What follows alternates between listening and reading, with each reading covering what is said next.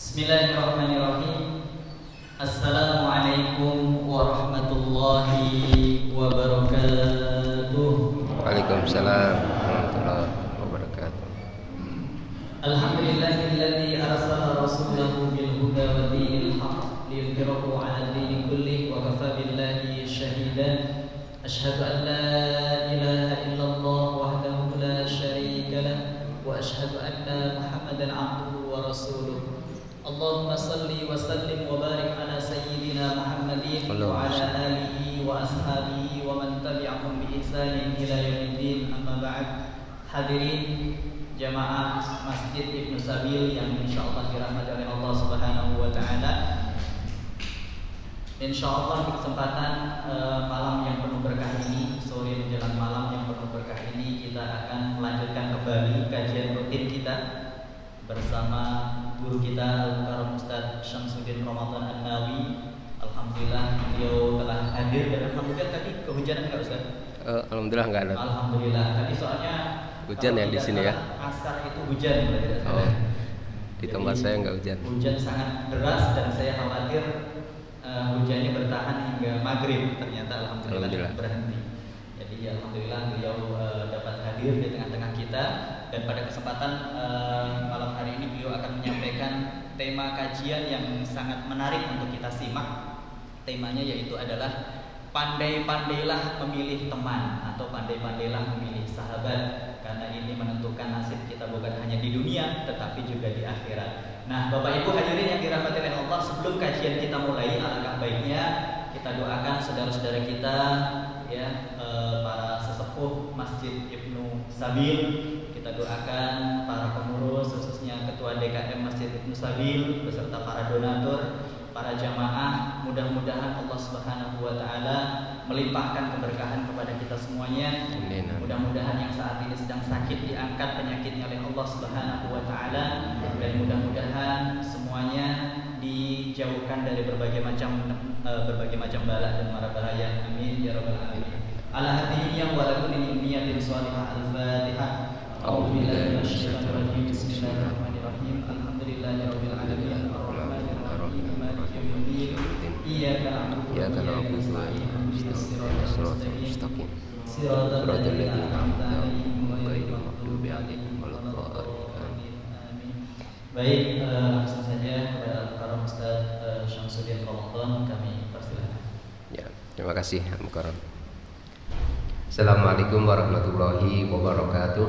Waalaikumsalam warahmatullahi wabarakatuh. Bismillahirrahmanirrahim. Alhamdulillahirabbil alamin, wassalatu wassalamu ala asyrofil anbiya'i wal mursalin sayyidina wa maulana Muhammadin sayyidil awwalin wal akhirin wa ala alihi al akramin wa radhiyallahu ta'ala an ashabihi wa anit tabi'in, amma ba'd. Al-mukarramun wal mutaramun, bapak-bapak, ibu-ibu jamaah sholat maghrib dan sholat isya yang dirahmati Allah. Alhamdulillah pada malam hari ini kita ditemukan oleh Allah Subhanahu wa taala di dalam satu majelis yang insyaallah majelis kita ini dimuliakan oleh Allah Subhanahu wa taala. Dan tidak lupa mari kita bersama-sama berdoa memohon pada Allah semoga apa yang kita kerjakan di malam yang penuh keberkahan ini benar-benar menjadi bagian amal soleh kita di sisi Allah, sekaligus juga menjadi wasilah agar kita, keluarga kita, dan juga umat Islam, wabil khusus umat Islam yang ada di negeri ini, selalu diberi kemudahan oleh Allah Subhanahu wa taala dan dijauhkan dari semua kesulitan dan kesukaran. Allahumma amin.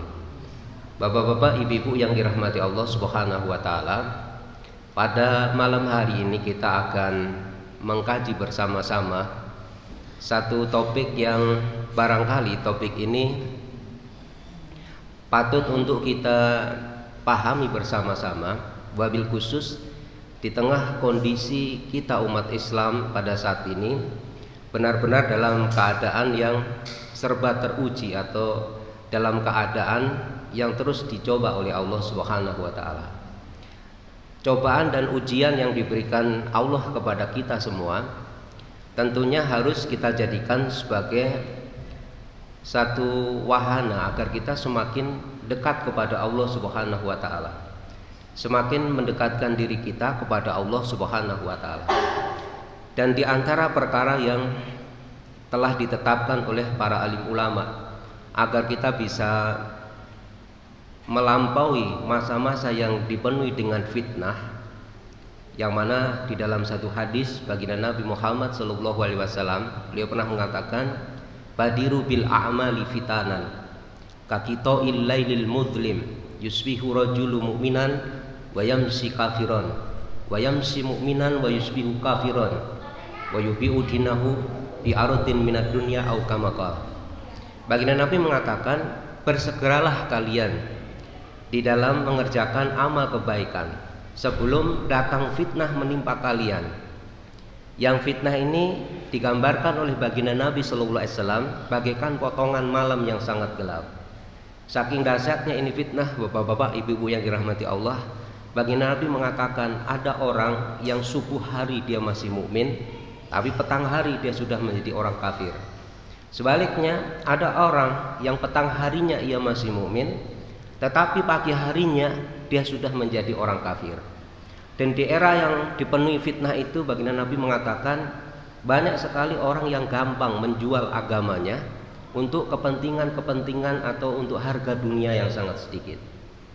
Nah, agar kita bisa melampaui masa yang digambarkan oleh baginda Nabi SAW, masa yang benar-benar sangat berbahaya ini, di antara perkara yang telah digariskan oleh para alim ulama adalah kita harus benar-benar pandai memilih kawan. Jangan sampai begini Bapak sekalian, di dalam kita melampaui kehidupan dunia ini, kita keliru di dalam memilih kawan kita. Atau sampai kita itu begini, ada orang-orang yang harusnya kita jadikan sebagai sahabat sejati kita, karena keawaman kita, justru orang itu kita musuhi. Kita tidak bergandeng tangan dengan orang itu untuk melampaui fase-fase yang dipenuhi fitnah ini. Tapi sebaliknya, kalau kita nggak paham juga, orang yang seharusnya tidak boleh kita jadikan sebagai sahabat kita, bahkan Allah telah menyatakan itu adalah musuh-musuh orang-orang beriman, banyak di antara kita yang justru kita jadikan sebagai sahabat, dijadikan sebagai teman dekat untuk melampaui seluruh kehidupan kita. Padahal kalau kita sampai keliru di dalam memilih siapa orang yang akan kita jadikan kawan, siapa orang yang harusnya kita jadikan atau kita tempatkan sebagai musuh sejati kita, maka itu tadi disampaikan oleh Al-Mukarram Ustadz Rahim, itu bisa berimplikasi sangat-sangat besar, baik bagi kita di kehidupan dunia maupun kehidupan akhirat. Di Al-Quran, Mbak sekalian yang dirahmati Allah, ini mungkin barangkali banyak yang sudah hafal ayat ini. Dalam surah Al-Furqan ayat 27 sampai ayat 31. Di sana Allah berfirman begini. Wa yauma ya'addu dzalimu 'ala yadayhi yaqulu ya laitani takhattu ma'ar rasuli sabila. Dan ingatlah hari itu pada saat orang lalim, orang yang dolim itu menggigit dua tangannya seraya berkata, aduhai kiranya dulu aku mengambil jalan bersama-sama Rasul. Berarti mafhumnya begini, orang ini pada saat hidup di dunia tidak bergandeng tangan dengan baginda Nabi Muhammad SAW. Orang ini tidak menjadikan baginda Nabi Muhammad SAW itu sebagai orang yang mestinya dijadikan sebagai panutan. Dan dia mengatakan ini orang yang di hari akhir dalam keadaan menyesal, menggigit kedua tangannya itu artinya orang ini benar-benar menyesal, benar-benar putus asa. Ya wailata laitani. Kemudian dia mengatakan, kecelakaan besarlah bagiku, kiranya aku dulu lam atakhid fulanan kholila. Seandainya dulu aku di dunia tidak menjadikan fulan itu sebagai kholila. Kholil itu artinya adalah sahabat dekat. Jadi Bapak sekalian, jangan remehkan kita bersahabat. Karena kalau kita sampai keliru, itu akan berujung pada penyesalan. Dan itu digambarkan dengan sangat sharih di dalam Al-Qur'anul Karim. Laqad adallani anidzikri ba'da idja'ani. Nah, teman yang tadi membuat dia celaka itu, sungguh dia telah menyesatkan aku dari zikir, maksudnya dari Al-Qur'an. Ba'da idja'ani, setelah Al-Qur'an itu datang kepadaku. Kemudian disebutkan wa kana syaiton lil insani khadula, dan sesungguhnya setan itu tidak mau menolong manusia. Makanya maksudnya begini, kalau panjenengan Bapak Ibu yang dirahmati Allah berkawan dengan setan atau sekutu setan. Setan itu kan dari dua kalangan ya, minal jinnati wanas. Makanya kalau kita membaca Mu'awwidzatain itu kita diminta untuk berlindung kepada Allah dari was-wasnya setan. Setan itu dari dua kalangan, jin dan manusia. Wa kana syaiton lil insani khadula. Setan itu hakikatnya nggak pernah mau membantu kita. Walaupun dia berbuat baik pada kita seakan-akan di dunia itu, nanti di akhirat dia sama sekali tidak akan pernah bisa membantu kita. Beda kalau sahabat kita orang beriman. Nanti ada di dalam penjelasan-penjelasan baik itu di dalam Al-Qur'an maupun sunnah baginda Nabi Muhammad SAW tentang keutamaan orang-orang yang beriman. Wa qala Rasul, kemudian Rasul mengatakan, ini istilahnya baginda Nabi itu pernah mengadu kepada Allah, berkeluh kesah kepada Allah. Ya Rabbi, inna qaumi takhadhu hadzal Qur'ana mahjura. Ya Tuhanku, sesungguhnya kaumku itu telah mengambil atau menjadikan Al-Qur'an mahjura. Mahjura itu apa yang benar? Diacuhkan ya, diabaikan. Itu diabaikan. Wa kadzalika ja'alna likulli nabiyyin aduwan. Ini Bapak sekalian. Jadi pada ayat 28 kita itu dijelaskan tentang kawan, khalil. Ya, meskipun dia salah dalam berkawan. Nah, di sini Allah menyingkap juga satu hakikat. Sesungguhnya kami telah menjadikan setiap nabi itu aduan, musuh. Jadi kalau kita mengikuti baginda Nabi, berarti orang ini hakikatnya juga musuh orang yang mengikuti baginda Nabi. Siapa musuh setiap nabi yang diutus oleh Allah? Aduan minal mujrimina, dari kalangan orang-orang yang berbuat dosa, suka berbuat dosa, nggak percaya sama Tuhan, ateis. Bahwa sekalian jangan sampai berkawan sama ateis. Ustaz, kalau berkawan gimana nih sama orang sosialis? Dalam artian kalau sampai jadi khalil itu tidak boleh.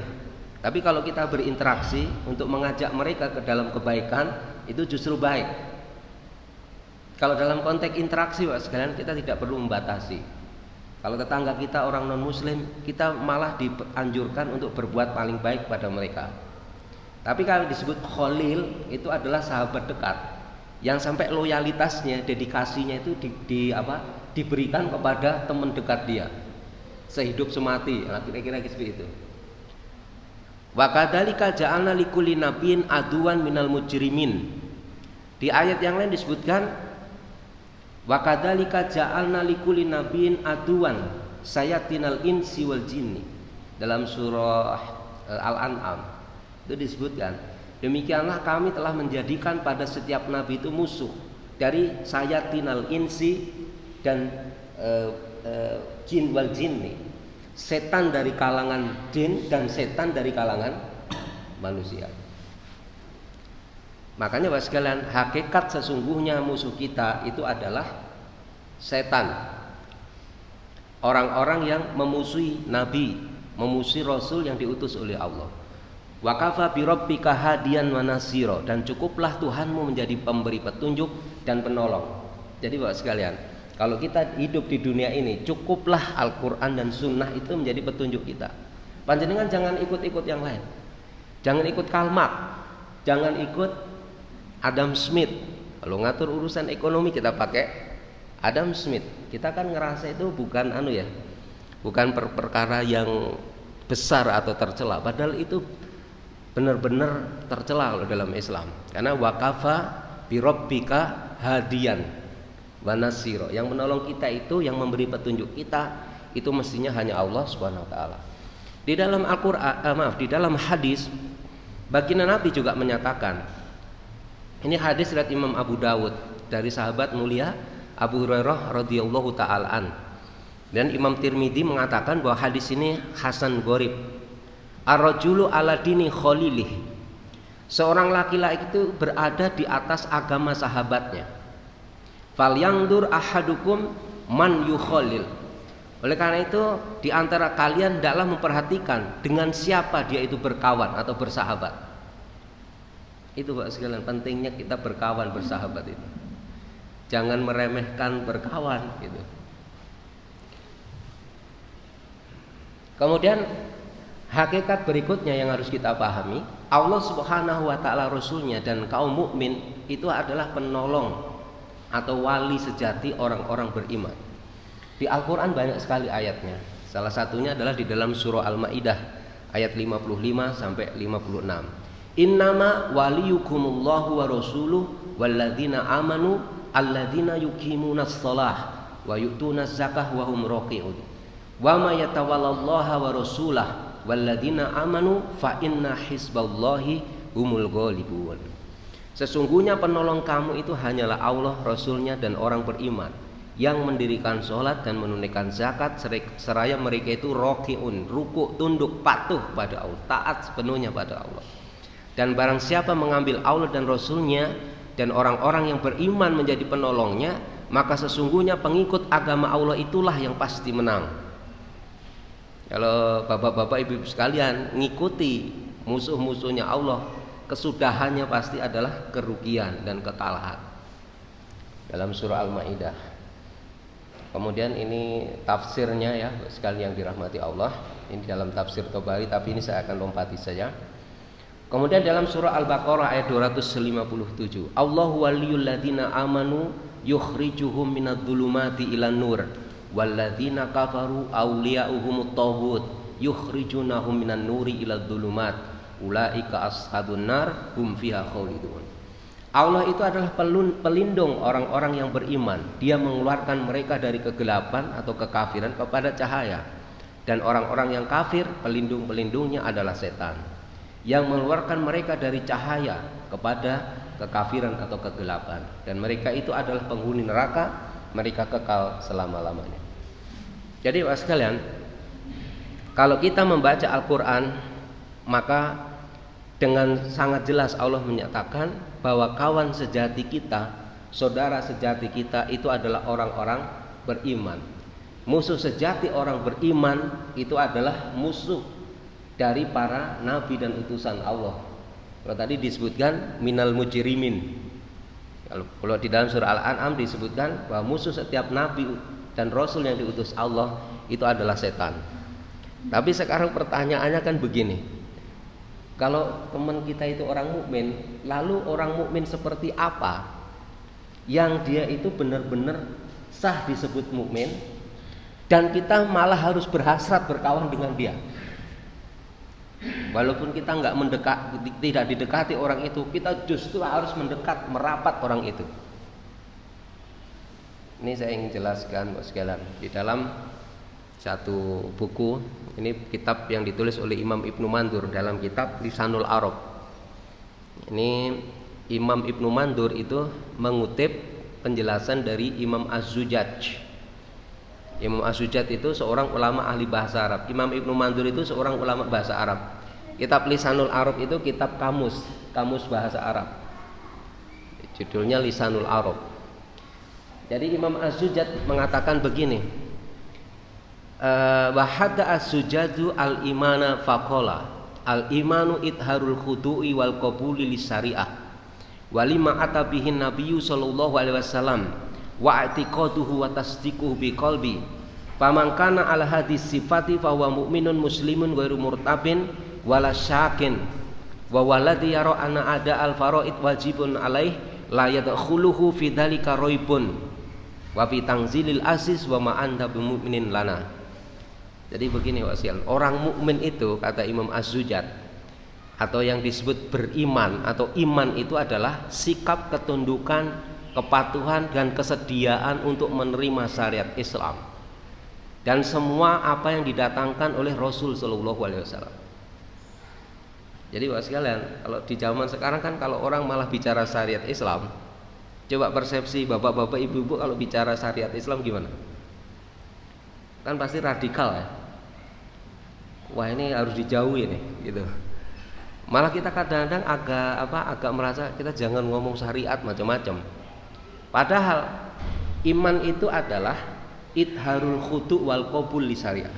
Penampakan rasa khudu'. Khudu' itu tunduk dan patuh. Wal qabul menerima syariat Islam. Dan semua yang dibawa oleh Nabi Muhammad sallallahu alaihi wasallam, itulah namanya iman. Kalau Nabi misalnya mengajarkan kepada kita semua tentang keberadaan Allah Subhanahu wa taala, Allah itu ada, maka apa yang dibawa Nabi itu kita wajib menerimanya. Kita harus tunduk dan patuh, tidak boleh kita menyimpang sedikit pun. Sehingga kalau ada orang menyelisihi apa yang diajarkan baginda Nabi sallallahu alaihi wasallam, maka hakikatnya orang itu dalam tanda kutip tidak absah untuk menjadi khalil kita. Karena khalil kita sejati itu adalah orang-orang beriman. Bahkan orang beriman itu adalah saudara bagi orang beriman yang lainnya. Mungkin bapak-bapak, ibu-ibu sudah memahami masalah ini. Kemudian beliau mengatakan, dan itu kemudian diyakini dan dibenarkan dalam hati. Barang siapa orang yang berada dalam sifat ini, maka dia mukmin dan muslim tanpa diragukan lagi. Jadi bapak sekalian, kalau ada orang seperti ini, walaupun orang itu, mohon maaf ya, orang itu misalnya dibenci oleh seluruh dunia, tapi asal dia itu memang menerima syariat Nabi, dia tunduk dan patuh pada semua apa yang dibawa Nabi, maka itu adalah orang teman kita. Gitu. Walaupun dia mungkin mendapatkan berbagai macam cap dan juga persekusi, tapi kalau dia tunduk dan patuh kepada syariat Nabi dan menerima semua apa yang dibawa Nabi, maka dia adalah orang beriman tanpa diragukan lagi. Dan orang beriman itu memahami bahwa mengerjakan seluruh fardu itu adalah hukumnya wajib dan tidak dimasuki yang demikian itu dengan keraguan. Itu namanya orang beriman. Jadi bapak sekalian, ini saya mohon maaf ya kalau misalnya sekarang ya banyak sekali hukum-hukum Islam yang itu tidak diterapkan. Siapa yang harusnya menerapkan? Mestinya pemimpin-pemimpin kita. Tapi kalau kita melihat secara faktual, justru mereka dalam tanda kutip ada unsur-unsur yang agak menghalang-halangi penerapan syariat Islam. Padahal itu adalah hakikat dari orang beriman. Hakikat orang beriman itu adalah memandang mengerjakan seluruh kewajiban, yakni menjalankan syariatnya Nabi SAW, itu adalah kewajiban. Dan hal itu tidak diragukan oleh dirinya sedikit pun. Kemudian di Al-Quran, sekalian dirahmati Allah, ini untuk semakin menegaskan kita bahwa kita memang harus benar-benar merapat pada orang mukmin yang tadi dijelaskan oleh Imam Az-Zujaj.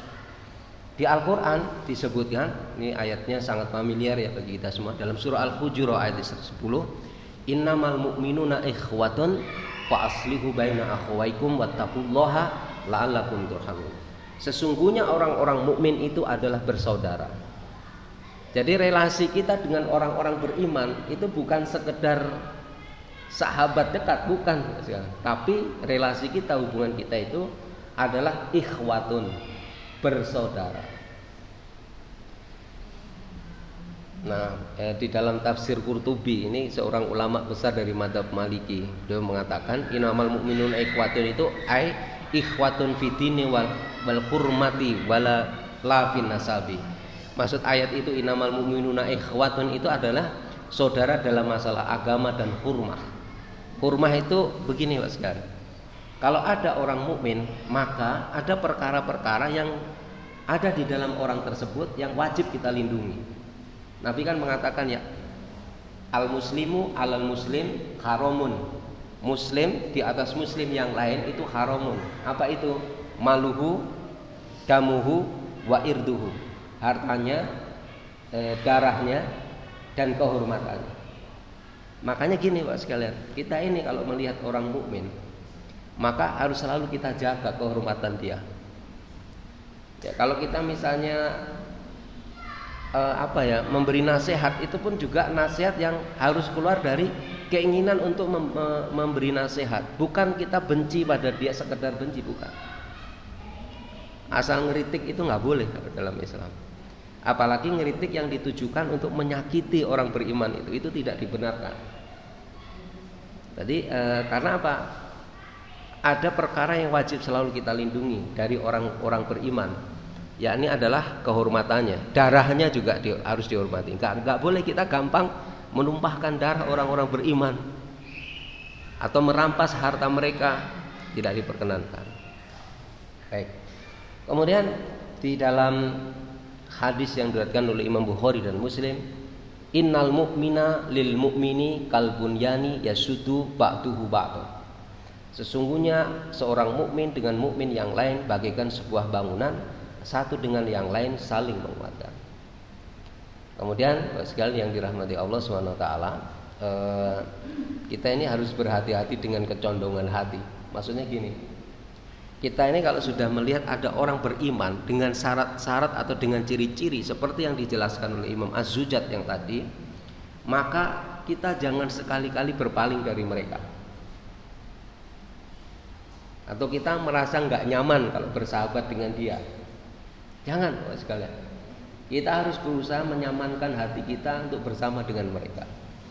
Di Al-Quran ini ayatnya, ini saya bacakan aja terjemahannya ya, dalam surah Al-Isra disebutkan, dan sesungguhnya mereka hampir memalingkan kamu dari apa yang telah kami wahyukan kepadamu.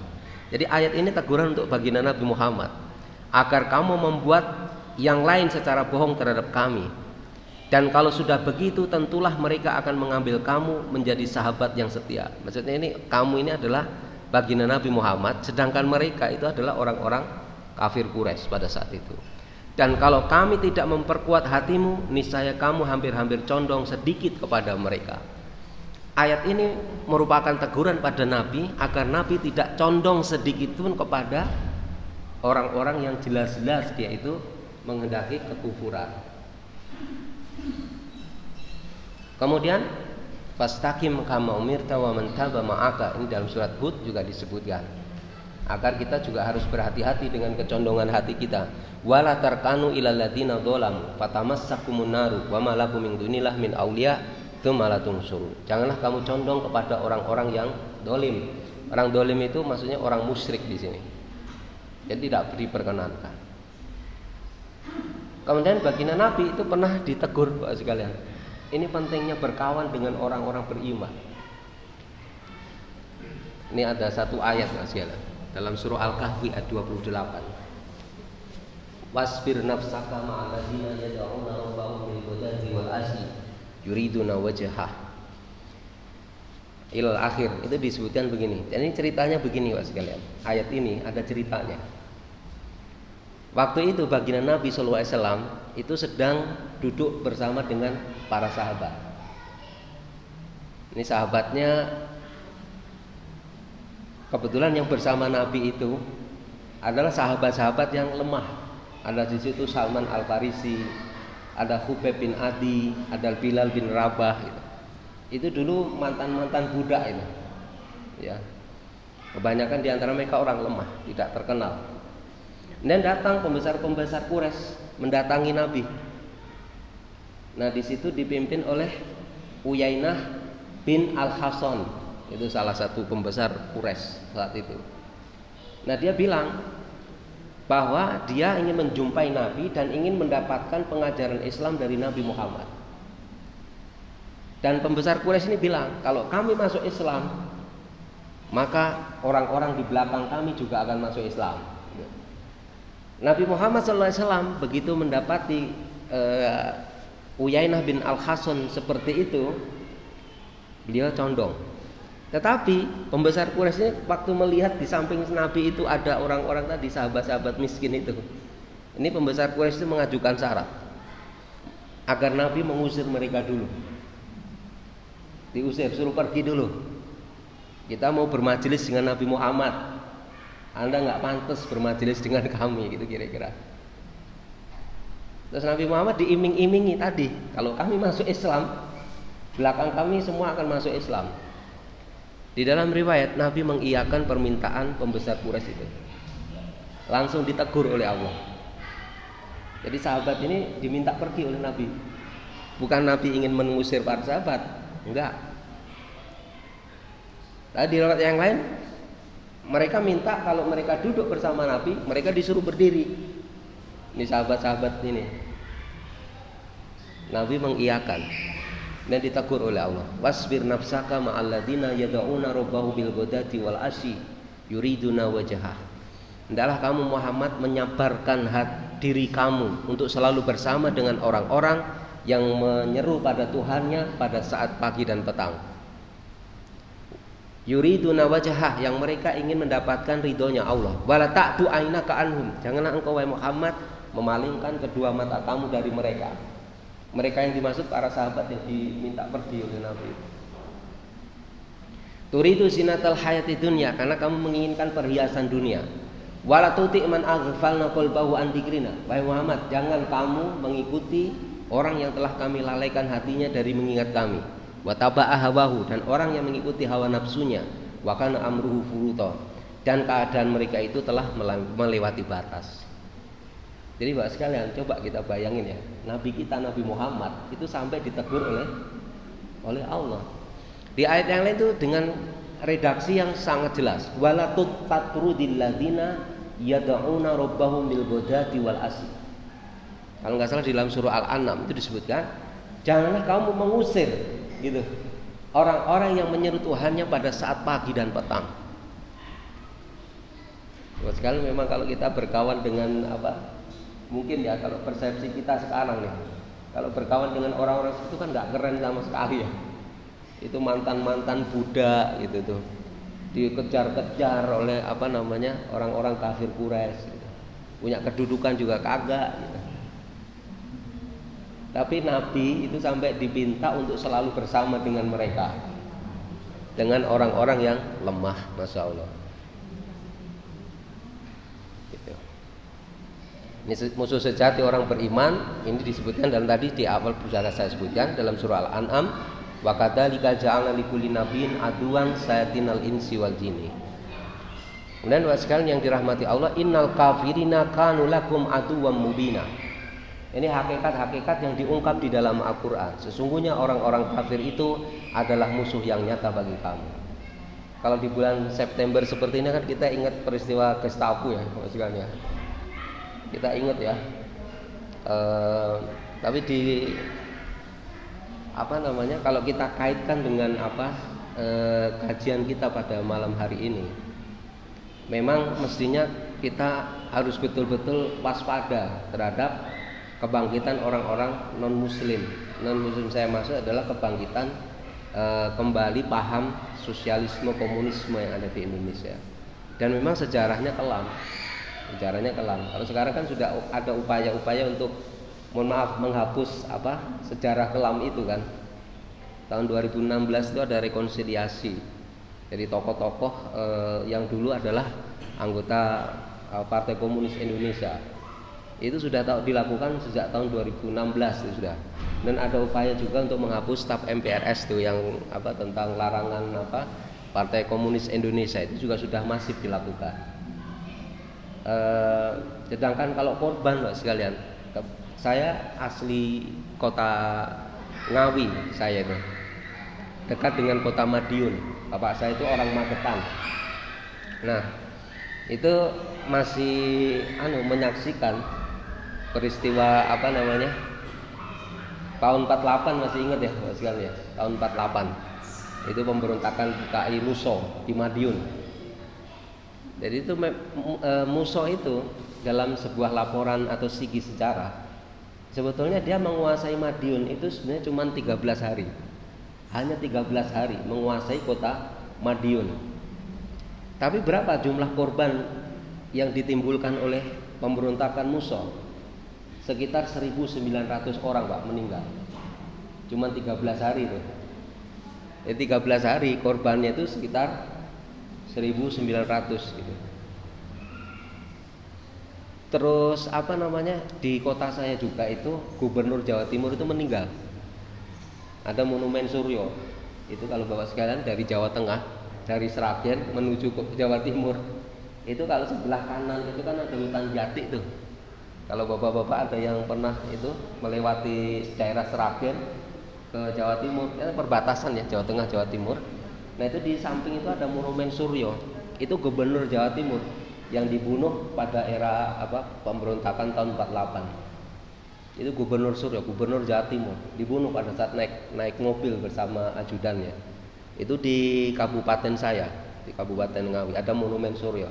Dan ada kiai-kiai santri yang dibunuh. Itu ada Monumen Kresek, itu terkenal tuh. Dan di daerah Magetan juga ada. Jadi maksud saya begini Pak sekalian, tidak jarang juga kita melihat ya bahwa fakta orang-orang yang mengaku beriman itu juga masuk bagian dari mereka gitu.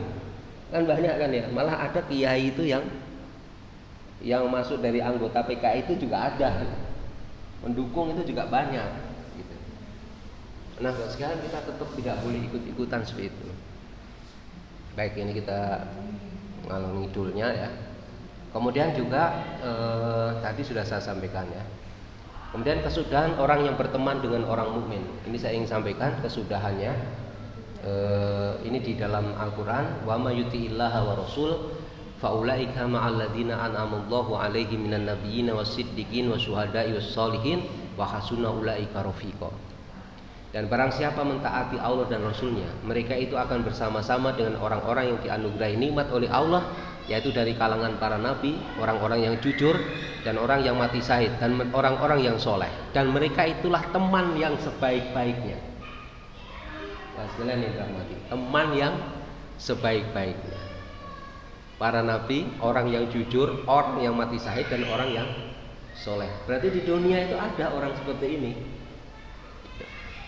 Bahasuna ulaika rafiqo. Kemudian Mas sekalian, di antara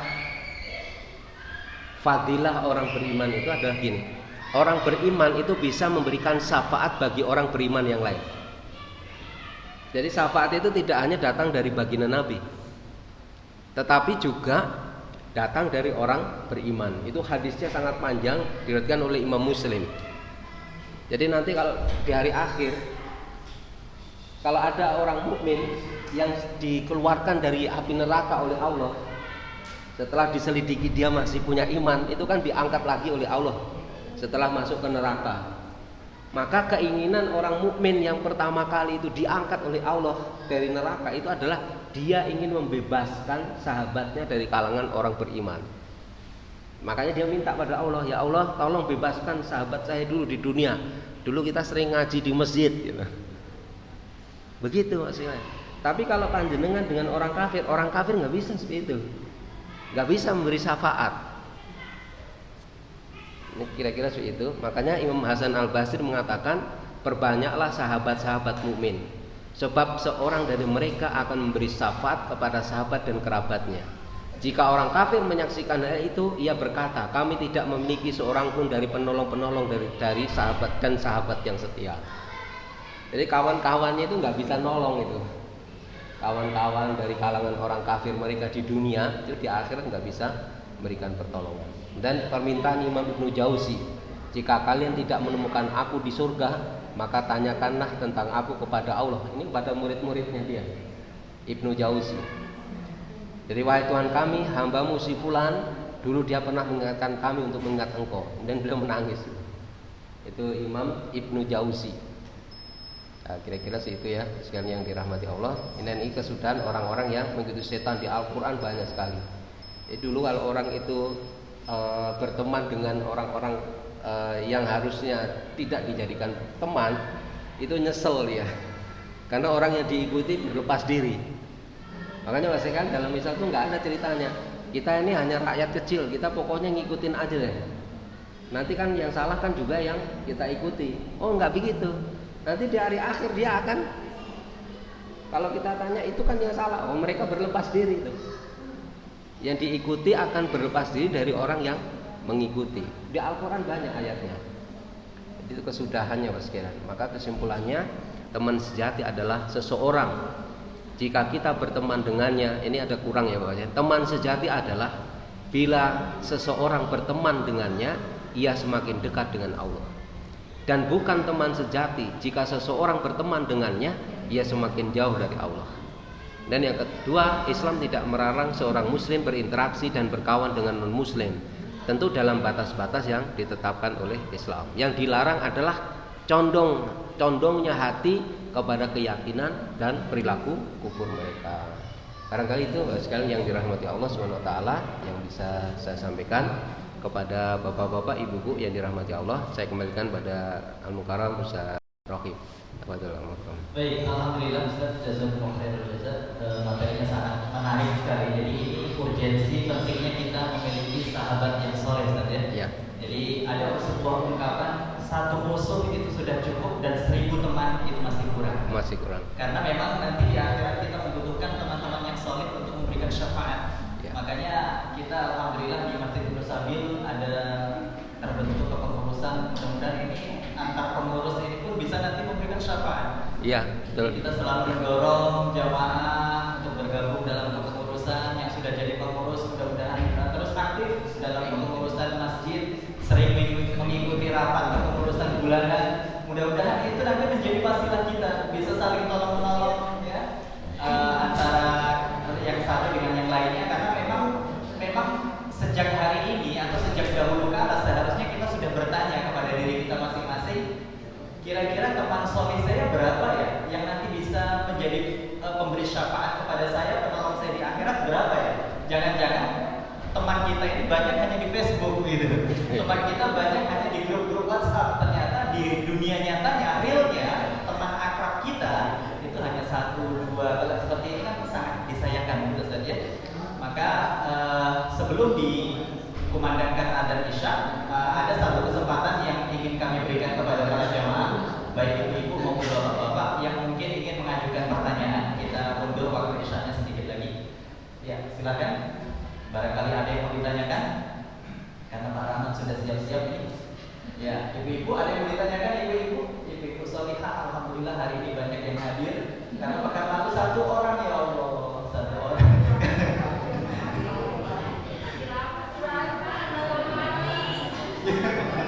Dikiranya pengajian libur berarti. Ya, alhamdulillah jamaah Masjid Ibnu Sabil ini Ustaz, dulunya sedikit, sekarang semakin banyak. Mudah-mudahan nanti semakin penuh. Amin. Mudah-mudahan juga semakin nantinya jamaahnya sampai ke teras-teras. Amin. Dan nanti insya Allah setelah sholat Isya, ibu-ibu jangan pulang terlebih dahulu, kita makan bersama di teras di Selasar Masjid Ibnu Sabil. Baik, karena tidak ada pertanyaan, jadi sudah sangat jelas pentingnya kita berkumpul dengan orang-orang soleh, berkumpul dengan orang-orang beriman. Karena dengan harapan ketika kita memperbanyak saudara, memperbanyak teman, maka insya Allah mereka nantinya dapat memberikan syafaat kepada kita. Amin ya rabbal alamin. Kami ucapkan jazakumullah khairal jazak. Terima kasih yang sebanyak-banyaknya kepada Ustaz Syamsuddin Ramadan atas ilmu yang telah disampaikan yang sangat bermanfaat sekali. Dan untuk menambah keberkahan ini, marilah kita tutup dengan membaca doa kafaratul majelis. Subhanallah wa bihamdihi, asyhadu an la